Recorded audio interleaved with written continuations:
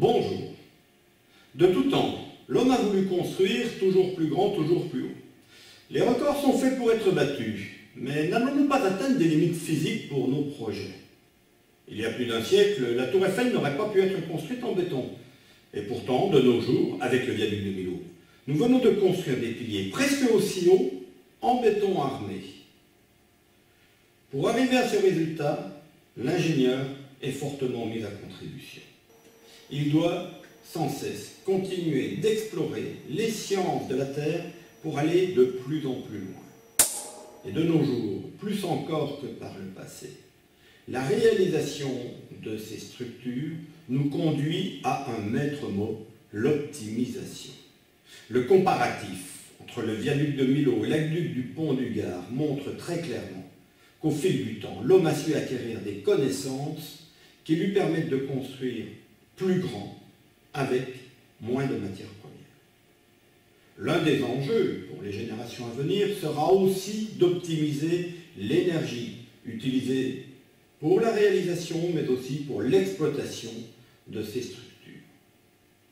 Heureusement, de nos jours, nous avons à notre disposition des outils informatiques de plus en plus sophistiqués, mais aussi de plus en plus conviviaux. Ils nous permettent de remplacer de coûteuses expériences, grandeur réelle ou échelle réduite, par des calculs qui sont de plus en plus fiables. On comprend de mieux en mieux comment se comporte la matière. Mais pour réaliser ces calculs, l'homme doit donner à l'ordinateur des programmes. Et pour cela, il lui faut mettre en équation les lois de la physique.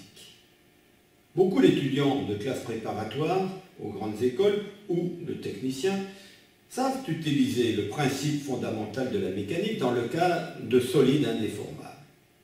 Avec ce cours, nous nous proposons d'écrire la loi fondamentale de la mécanique en prenant en compte la déformation du solide, ce qui est bien entendu plus proche de la réalité. Concrètement, ce cours s'adresse aux élèves ingénieurs qui doivent comprendre comment on peut calculer les dimensions d'une pièce mécanique ou d'une structure complexe au plus juste, tout en respectant la matière. Mais il est bien entendu ouvert à toute personne désireuse d'acquérir des connaissances complémentaires afin éventuellement de les valider dans sa vie professionnelle.